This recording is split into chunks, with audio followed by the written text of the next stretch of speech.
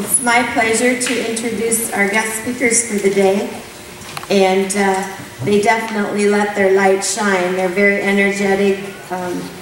They have done God's work in many, many ways, and we get to learn about one more way they are shining their light, and I'm pleased to welcome Dr. and Mrs. Wilkerson.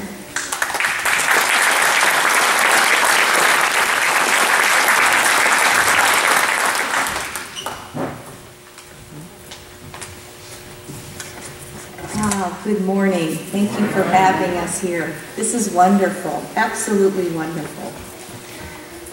Okay, well, I'm going to bow my head real quickly. May the words of my mouth and the meditation of all of our hearts be true to you, Lord Jesus Christ. Amen. Well, we listened to two scriptures this morning, and we are going to be sitting here telling a story, but we're going to think about both of these pieces of scripture that we have read. And even on this very dreary day, when I walked in here, the light was amazing. And we're going to be talking about light. In the Old Testament that they read this morning, it talked about the Lord's light that is always with us. No matter what the circumstance, the Lord's light is with us. The New Testament talks about our lights as a community, a fellowship, and our lights as an individual. It speaks to us individually. Rick and I are going to share a story about trying to turn our lights up to that beaming click. You know how we all have lamps, and if the first click, the light's on, the second click, the light's a little bit brighter, the third click, it's beaming? Guess what? We all need to start going to the third click. And that's what we're going to talk about. Light is amazing to me. You all know how when you drive into your garage, and you left when it was light out, but you've come back and it's dark, there's no lights on at all, and now you can just push your little phone screen, that little tiny phone screen, and it can lead you all the way into the house. That's amazing. That little piece of light. Or when you have a birthday. In our birthdays, of course, with 9 children, we have a lot of birthdays. It just keeps on coming. It's like, oh yeah, someone else's birthday. But you go ahead and you turn off all the lights to light the candles on the cake, and it's dark there for a few minutes, and the minute you strike that match, that whole room is full of light. And that's always just amazing to me. As we heard today with our children's moment, that you need to make sure that your light is plugged in and turned on. And that little song we all sang for many, many times when we were younger, This Little Light of Mine, we have to start making sure that our lights are shining. And there's some reasons that lights don't shine. One of the reasons is we are very busy.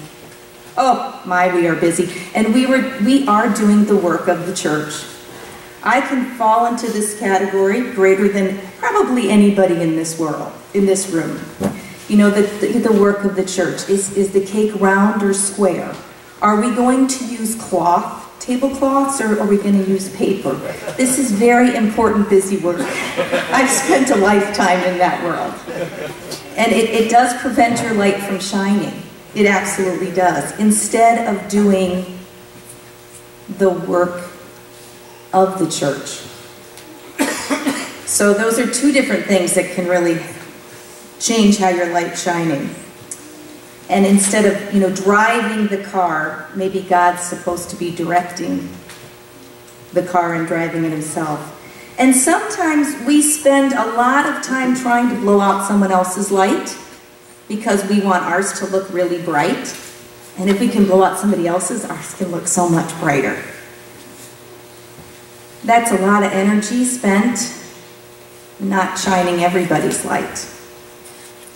And sometimes we're just too unmotivated to shine our light because there's a level of laziness. It takes a lot of work to do the work of a church, the work of this grand church. So we're just going to go ahead and start a little bit of discussion and show you some slides of how I think both Rick and I would have thought we were shining our lights and doing what we could do, and then our lives took a pretty strong turn, and we are working really hard on a project right now in Haiti. Well, I'm not as good as stand as Barb. I like to move around a little bit. So, is this progressing? Sam, if I start going too long, would you give me like that? It was really interesting, and thanks for having us here, by the way. Earlier this week, we had the opportunity to sit down at dinner with Pastor Lee and Denise, and as in typical Iowa fashion, we sat down and were there about 30 seconds, and I found out that Lee's brother is actually a good friend of mine. You know, go figure. Sterling Lavig, his brother, is a retired orthopedic surgeon who I've known for about 25 years, and here I had no idea that Lee was a Lavig. So, you know, here we are in Iowa. You know, if you know somebody, pretty soon you find out you're probably related. At any rate, I was just going to tell you a little bit about Love Takes Root, and then Barb's going to go ahead and tie some things in. And I just want to give you a little bit of the history, most of which none of it was planned. It just kind of evolved. But Love Takes Root was started back about 2 years ago. And as a result of a trip I took to Haiti. Next slide, please. I was planning in 2010, I'd been asked due to some work I've done overseas to start an orthopedic residency training program in Afghanistan. And it was a State Department program where there were 12 of us, each supposed to develop a residency in our specialty. And I was lucky enough to be the guy who was going to set up the orthopedic program. And it's been about a year and a half designing all this. Haiti had nothing to do with any of this. And President Obama decided that President Karzai really wasn't playing by the rules. If you remember back about that period of time, 2010. And he called President Karzai over and said, well, you're not playing by the rules, so we're going to cut this, this, and this. One of which was the program in Afghanistan that we were going to start a residency. So I was at a meeting just about 2 weeks, I guess, after that, and talking with a fellow that helped me draw up the residency program, who is from Johns Hopkins.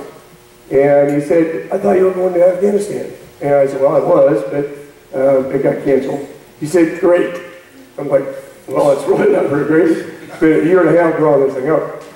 He said, no, I really want to go to Haiti.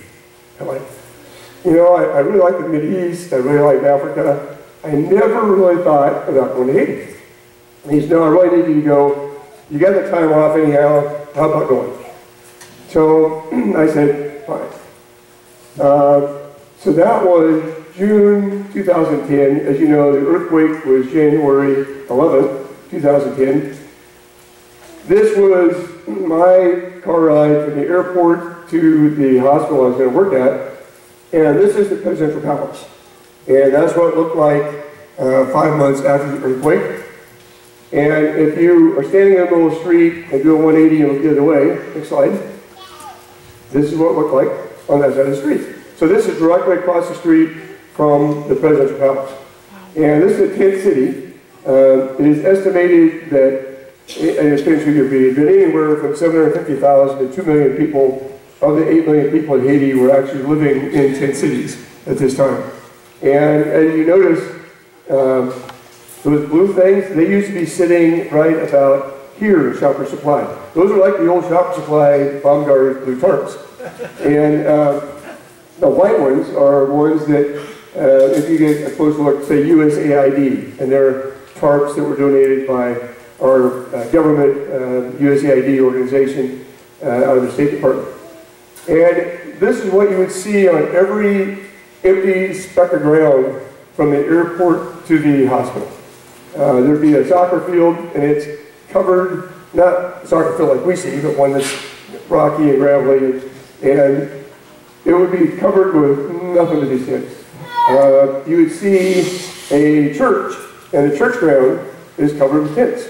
Everywhere there's open space. Next slide. This was some of the ministry buildings, and remember, this is 5 months after the earthquake, so we think about national disasters here, and a lot of this would be cleaned up already 5 months later. Next slide. But their infrastructure is such in Haiti, due to a very tumultuous history that goes back to the 1700s, that they really can't get things cleaned up very quickly. Next slide. So, in short, every government building, every cabinet-free building in Port-au-Prince was destroyed. They had to move out of it. The president moved out of town, the cabinet members all moved out of town, and they sat, and they pledged not to rebuild the presidential palace and government buildings until the 10 cities were gone, which I thought was a pretty good decision. Go a little further past the government buildings, and you come to that market area. And the market areas in Haiti are a little different than we think of here.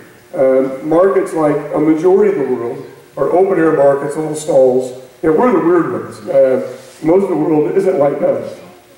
And then in a week, the stuff that's left over is kind of bulldozed into a pile, and they try and burn it. Well, it rains a lot in Haiti, so it's pretty wet stuff. It doesn't burn very well. It kind of smolders for a week, and then they pile it up again. And in the middle of the night, at some point in time, I'm not ever sure when because I never see it, a bunch of dump trucks must come out once a month or once every 2 months, and it kind of gets cleaned up. But you can imagine the smells that are very interesting in this area. This is one of the major market areas in Port-au-Prince. Next slide. Well, eventually, anywhere from 30 minutes to an hour and a half, depending on traffic and the roads, you'd end up about 15 miles away to the hospital that I worked at originally. And this was an Adventist church-sponsored hospital. The Adventist church has a lot of foreign missions, a lot of which are educational and medical. And as luck would have it, this was really about the only hospital in the Port-au-Prince area which has over a fourth the population of Haiti that was really functional. And it became basically an orthopedic hospital. Next slide. Well, there's Junior, and interesting enough, my first day there, usually when I go overseas, there are people there to greet you, and they're grabbing your bags, and they're kind of showing you where to go. And on this trip, I got there, and it's like, all right, where's the car? And there's this massive community at the airport. And you kind of flounder your way around, and I kind of wandered out the parking lot. And pretty soon there's a guy that had a sign, and thank goodness it was a guy that, really nice fellow, doesn't speak English, but a really nice guy. And Richard, who's become a good friend, drove me off to the hospital. And I get to the hospital, and it's like, people were just working.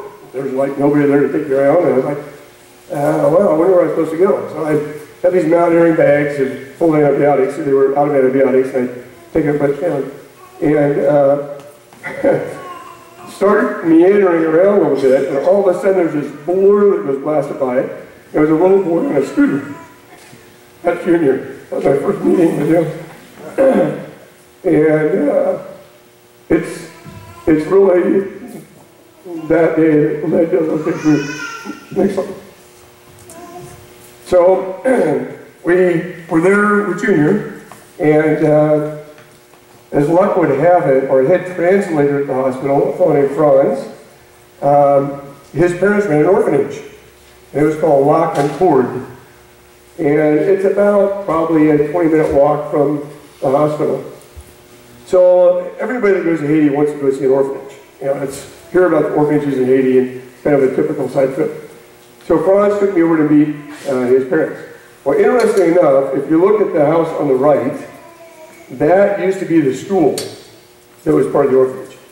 Inside the gate where Junior is standing was the orphanage.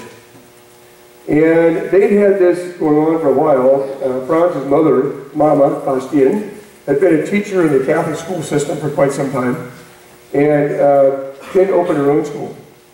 And so they had a school that paid for the teachers, for the education of the orphans, basically. So it kind of developed a system where the paying students would offset the cost of the cost of the school for the orphan kids. As luck would have it, they went ahead and moved out of the building on the right because they couldn't afford to rent those buildings, and moved them all over inside the gate where you don't see a building, and had the orphanage upstairs and the school downstairs. And about 3 years later, comes 2010, and the earthquake comes, and the building on the right, they used to have, had 0 damage. The building they had the orphanage and school, oh, next slide please, looked kind of like this. And it was totally destroyed, nothing but rubble.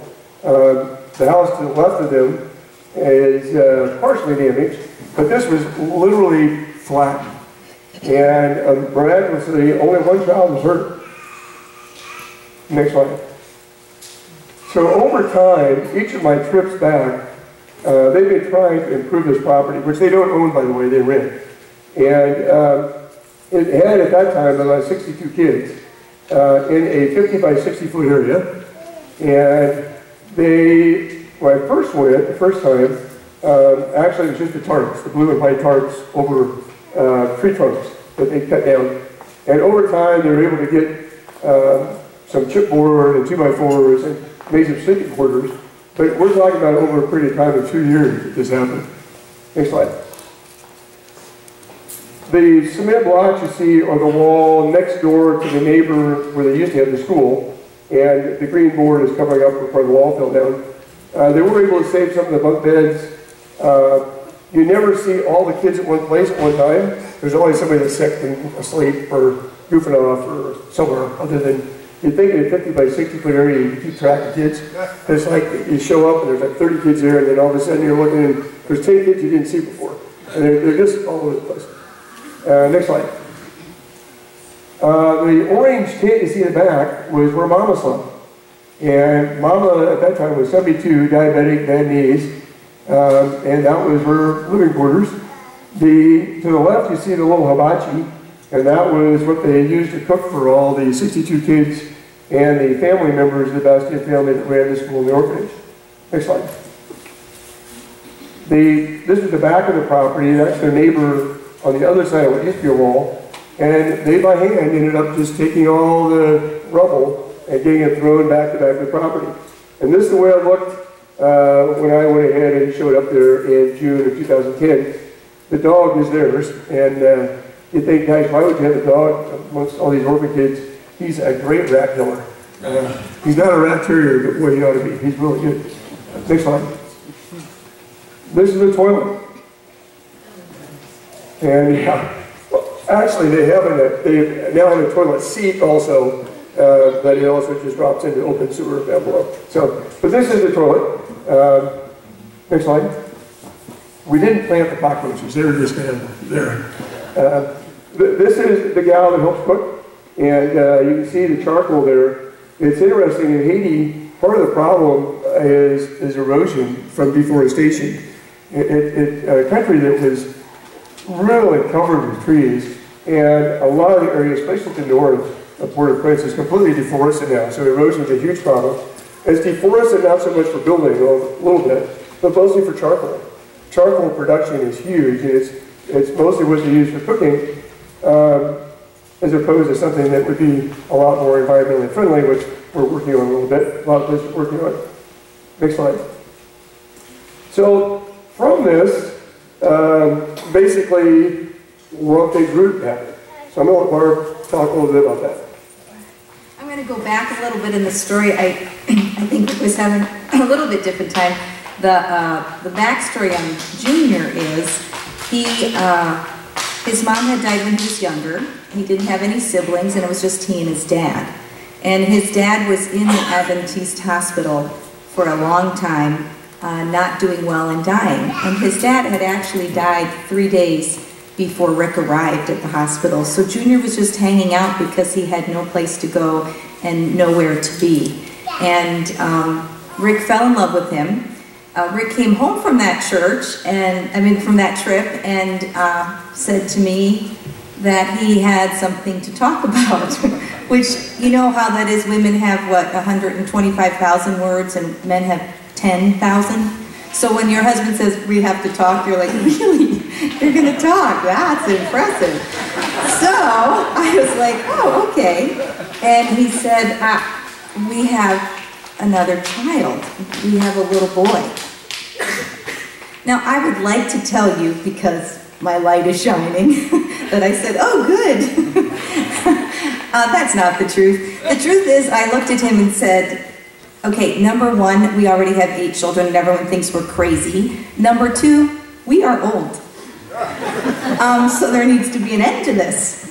And I said, we won't talk about it for 2 weeks. This will be great. Let's not bring it up because you're emotional. Of course, Rick went about 4 days and he said, honey, this is not ever going away.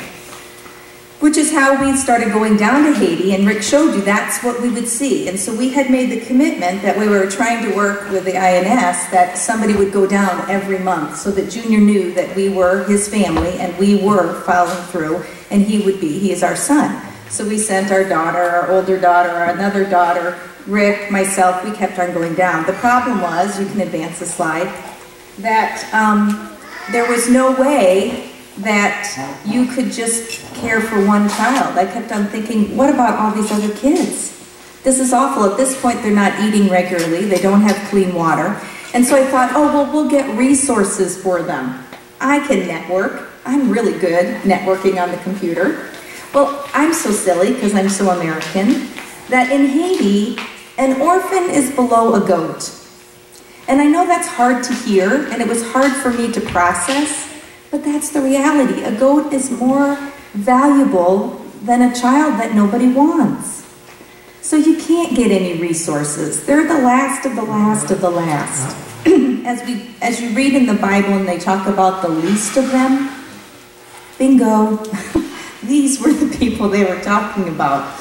These children, because they just don't have any value in their culture. So that's when we kind of talked to each other and started, and we thought, let's get some people together. So we got people together just in our living room on a Sunday and said, what do you think we can do? And that's how we started Love Takes Root. We realized you're going to have to grassroots this. If you really want to affect change to where you want to affect change, you got to grassroots it. So we did, and we started mission trips. We've had 10 trips since 2011, and I'm excited that your church is going to be one of those trips. I think that's thrilling. Next slide. And we started making a difference. We started feeding the children 3 times a day. We got them plates. You know, something as simple as having enough plates that everybody can eat at once versus having 10 and having to try to clean them up, and then the next 10 kids can eat, the next 10 kids can eat. Very simple to solve. Next slide. And there you can see they eat all of that. Believe me, they don't leave a little bite. And we started adding some protein twice a week, and we started adding some fruit. Next slide.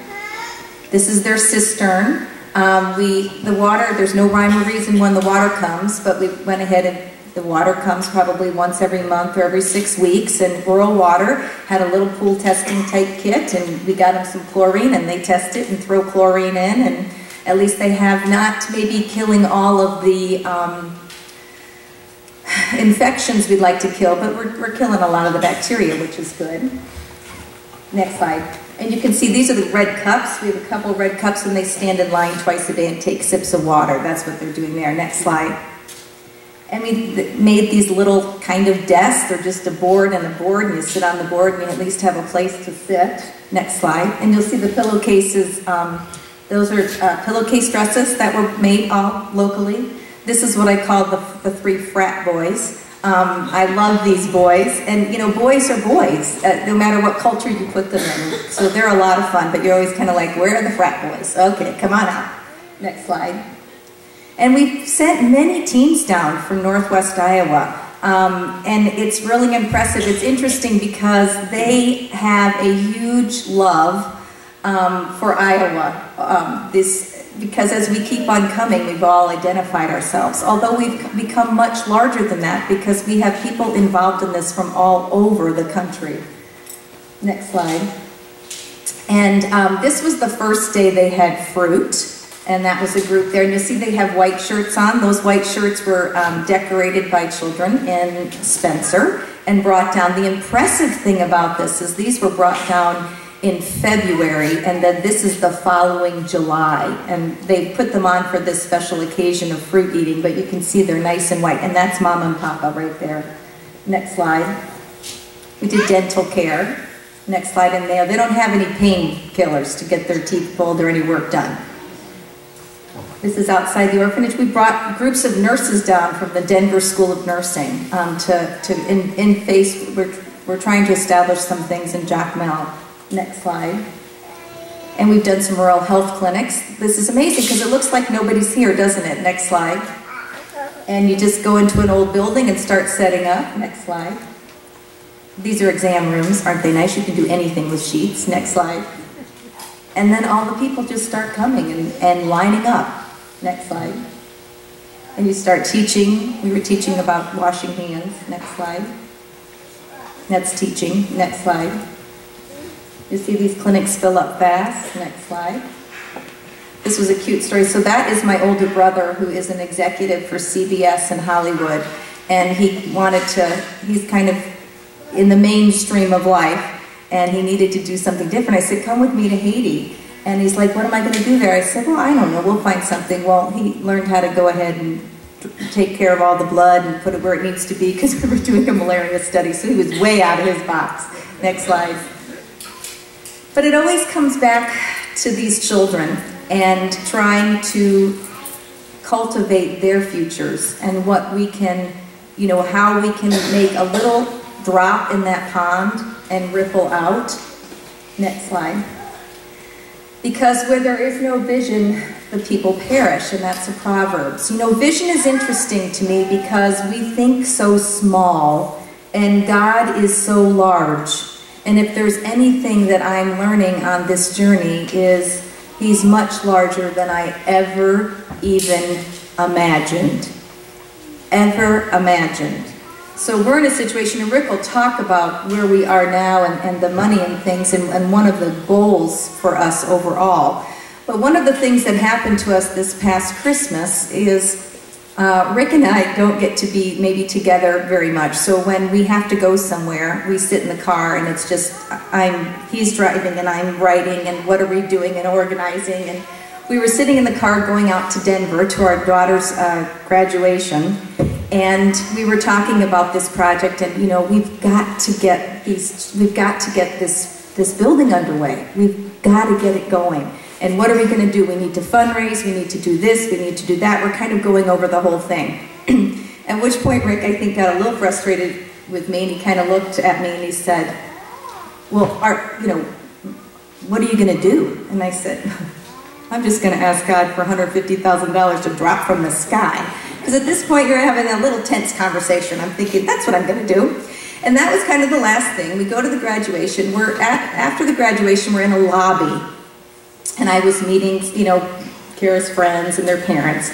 And one of the gals I met handed me an envelope. And she said, this is for the work you're doing. I said, oh, thank you. And I was talking away, just standing there. And she was looking at me. And I thought, okay, so I said, do you want me to open this now? She said, sometime, that would be good. So I open it up, and I look at it, and it's a check for $1,500. And I'm like, oh, thank you. I don't even know this person. I'm like, oh, that's wonderful. And Rick came behind me, and he said, so what's that? Now remember, we're standing in a lobby, and I need these silly readers to see anything.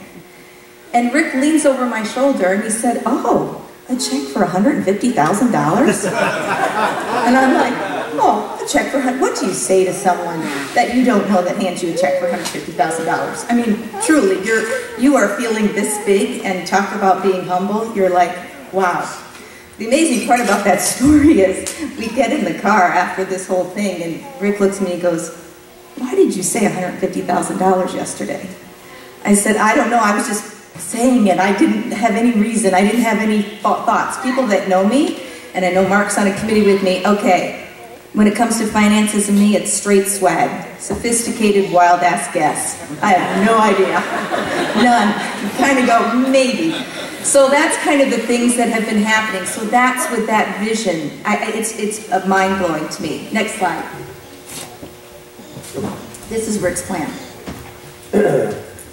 Well, actually, just to add a little thing, that gal's daughter was one of the nurses that went down with the first trip with inter-school nursing kids that Barb had gone with. So she knew about us a little bit, but it was still pretty amazing. To fill a little bit more, basically, we didn't explain very well. The Haiti involvement in Love Takes Root is our first project. You know, since 1990, I go overseas quite a bit and do a lot of teaching orthopedic surgery and doing orthopedic surgery, which I really love. But it's a little bit here, a little bit there, and maybe not real concentrated. So I was talking to Barb and said, you know, I really think that maybe this is the opportunity for us to go ahead and get a little more focused. And from that, we went ahead and kind of came up with some ideas that we shared with those people that met that living room that first day. About some ideas of what I foresaw as a meaningful charitable organization. And I've learned over the 20-some years I've been going overseas a lot of really good things about charitable organizations, a lot of things that I think are really bad ideas. And one of the things that I've found that is a really bad idea is to go and you go into a country and you build an office and you buy a four-wheeler, you know, a four-wheel drive Toyota or something, and you get an in-country director, and you're there, and you're there, and you're there, and 20 years later you're still there, and you're helping some people, but are you really teaching people to help themselves? So as a result of a book I read, I recommend anybody interested in this to read. It's called Banker for the Poor, and it's written by a gentleman from Bangladesh called Yusuf Muhammad, who became a Nobel Prize winner. And it talks about basically empowering people to go and change their life by, instead of depending on charity, to go ahead and earn it yourself. So we decided what we'd do is start an organization that goes into an area in need, has been identified by someone, and we have 5 years to go ahead and make this a self-sustainable project. And we're going to do that by making sure we pick people that are able to be taught how to do this, and within 5 years we're going. And they're on their own. And they have to go ahead and make it go on their own. And hopefully we will have mentored them to the point through people that are a lot better business people than I am, on how to run a business, how to do a 5-year plan, how to do a budget, how to do a 1-year plan, instead of running out of rice and beans and calling anybody you know in the United States, say, I'm out of food, can you send me some money right away? Instead, actually go ahead and buy your rice when rice is cheap on the market, which our time in Haiti it is, and have a store room that you can store it so that you actually have some supplies to use. And some very simple things, as well as to develop a way, not only with the school, but other endeavors, to go ahead and make this pay for itself. And be the example for those in the community around you about how do you change this whole process of constantly having your hand out to charitable organizations. It's not their fault. We've created it, the developing world, and just giving, and there's no sense of responsibility of going ahead and creating it and making it work yourself. And then the caveat is, at the end of this, then they also are required to go and donate for our next project, even if it's 25 bucks a month. They're giving something to the next project, which these folks are really excited about. Okay, really quick. Sam, you're supposed to tell me. So our first project basically is build an orphanage for 100 people, 100 kids, and a school for 200 kids. The 100 kids that are not orphan kids will be paying tuition. It will be an English immersion school. There's also going to be a computer lab, and the desire for people to learn English is very, very high in Haiti. Every parent wants their child to learn English, and there are very few English schools for them to learn that. And that's at the request of the family that we're supporting. We also have a medical and dental clinic on site to not only provide care for the kids, but also those in the community. It'll be a very small fee. And it's Haitian owned and managed. We are just empowering them to do it. We don't own anything. And in 5 years, it's self-sustainable. Next slide, please. So we'll flip through these kind of fast. This is a Google Earth picture of the current site. And if you look at the little yellow arrow in the center, in the blue area, that is the present site for the orphanage. If you look at the bottom, that is the present site of New Lock and Ford. It's been changed slightly. The base of the L to your right is a little wider, and the back, the little piece is cut off. It's not quite 3 acres. The first challenge was to find land. Land is very expensive in Haiti, which makes absolutely no sense. But this piece of property was $160,000, and that doesn't include, my mouth popped open too when I found that out. And this was the cheapest. I could talk for a long time about the process. But anyway, we have the land, building is going on. Next slide. This is the land. It's very flat. You know, I'm a farm kid from southeastern Iowa. I'm very simplistic in how I think. You know, if you want to go ahead and make an orphanage and school go, one obvious thing is don't buy all your food, start raising some of your food. You can also go ahead and teach the kids some agronomy skills, which they have zero, the kids in the orphanage. And so we got the farmland. It's covered primarily with palm trees, which produce coconut trees and mango trees. That's our neighbor's cow grazing. If it's not fenced in, it's considered community property. Anybody can use it. Next slide. This for Eric Baptiste. They're in the center, standing to my left. And he was the owner of the land. He's one of the 3 very prominent families in Jacmel, which is to the far south of Haiti. So if Haiti is like a crab claw, and Port-au-Prince is here with the bay being here, Dominican Republic over here, you drive over this peninsula in the mountains and you come to this southern area called Jacmel. And it's the former resort area of Haiti. And we were lucky enough that Franz, who's on the far right, if you're looking at the picture, his father is from a village outside there.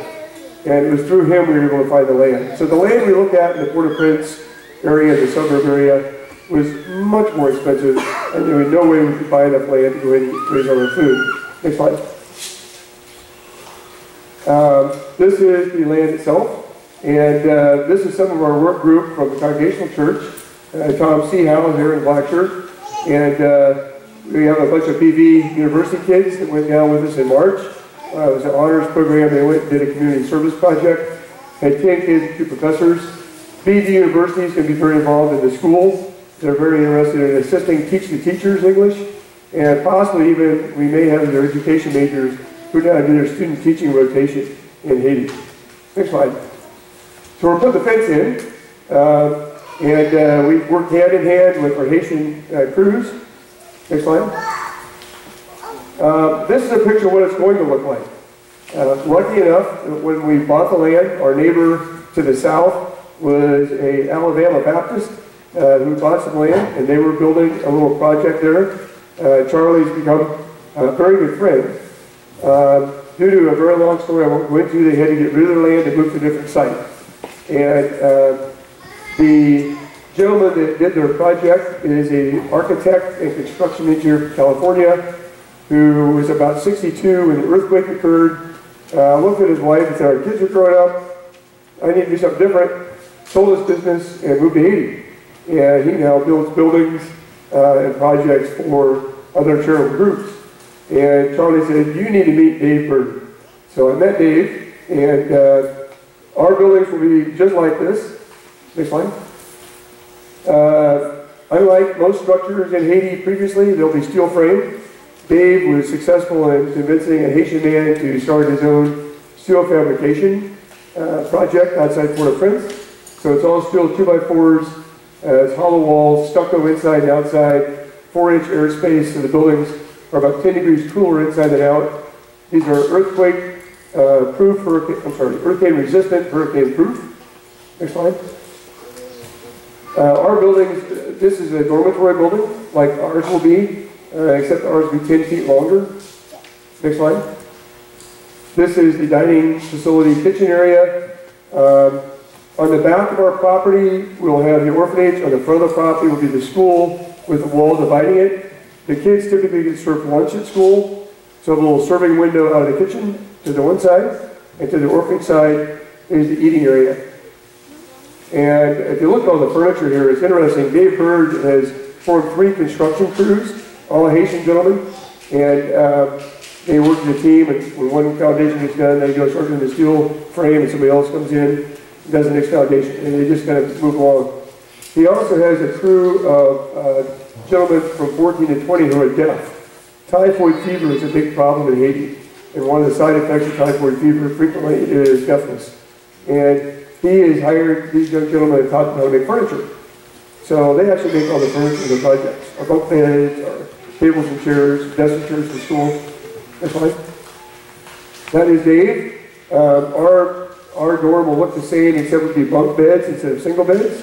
And each of those beds with mattresses are $400 with their bunk beds.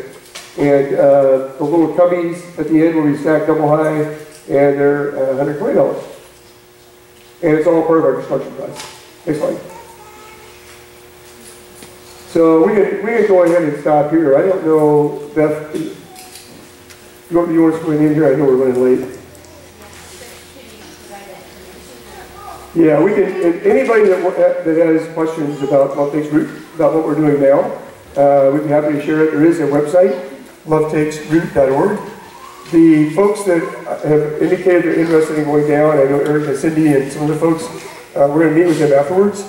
And if you'd ever like to know more about this, don't be bashful. We can come at a time other than church service and share more information. Lori, can you advance to a picture of, it's Doug Hart, go, right there, that one. I just want to stop with this picture. Interesting, this is Doug Hart, many of you might know him, he owns H&N Chevrolet. When they first went down, he was a person that said, yes, I want to go.